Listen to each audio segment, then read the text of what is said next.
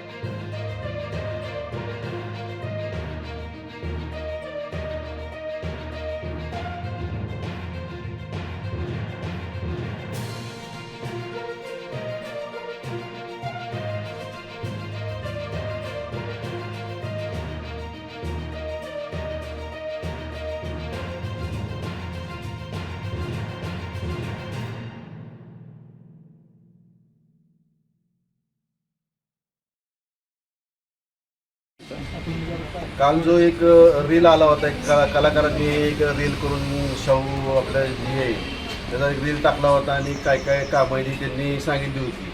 पण ॲक्च्युली तसं न सांगता की त्यांनी प्रशासनाला ह्या गोष्टी आधी निदर्शनास आणून द्यायला पाहिजे होत्या. आता ह्या आपल्या वास्तूचं शाहू कला मंदिरचं 2020 साली मेंटेनन्स झाला होता, रिनोव्हेशन झालं होतं. त्यानंतर कोविड आलं, त्यानंतर बंद होतं, प्रशासन होतं. आता आपल्याला 6 महिने येऊन झालेले आहेत. याचा एक प्रस्ताव जवळजवळ एक 60-70 कोटीचा शिवेंद्रराजे आणि उदयनराजे दोन्ही महाराजांच्या ह्याच्यामधनं आपण हा शासनाला एक प्रस्ताव पाठवला. याचं रिनोव्हेशनसुद्धा रिनोव्हेशन पूर्ण हे पाडून याला 2 सभागृह असणार आहेत, हॉल असणार आहेत. एक मिनी एक असेल 300 सीट्सचा, जी पहिल्यापासून लोकांची जी रिक्वायरमेंट लोकांची आहे ती आपल्याकडे साताऱ्यात कुठे अवेलेबल नाही, ती सुद्धा आपण येत्या भविष्य काळात ती पण करणार आहे. आणि मोठा 900 चेअर्सचा ती एक दोन पद्धतीचे वेगवेगळे हॉल असणार आहेत. आणि मीन टाईम ह्या सगळ्या ह्याचं जोपर्यंत मंजुरी मिळत नाहीये, त्याला साधारण 6 महिने तरी जातील. त्या पिरियडमध्ये आपण जो आता मेंटेनन्स इथला जो काय तो आता आम्ही सगळ्यांनी पाहणी केलेली आहे, तो सुद्धा या एक 2 महिन्यात आम्ही पूर्ण करून घेऊ. नगरपालिका काही विंग्स कुठं तरी तुटल्या आहेत, कुठं एसीचे डक्ट ब्रेक झालेले आहेत, अशा बऱ्याचशा गोष्टी आहेत, छोट्या छोट्या गोष्टी आहेत. पण त्या मधल्या काळात कोणी बघितलेलं नव्हतं किंवा ते योग्य निदर्शन आणून दिलेल्या नव्हत्या. पण आता जे आपण पाहिलेलं आहे, पाहणी केलेली आहे, येत्या 1-2 महिन्यात आपण सगळ्या गोष्टी इथं रिनोव्हेट करून घेऊ. आपल्या तालुक्यातील जिल्ह्यातील बातम्या सर्वप्रथम पाहण्यासाठी आजच सातारा न्यूजला YouTube चॅनलवर सबस्क्राईब करा, लाईक करा, शेअर करा आणि बेल आयकॉन प्रेस करायला विसरू नका.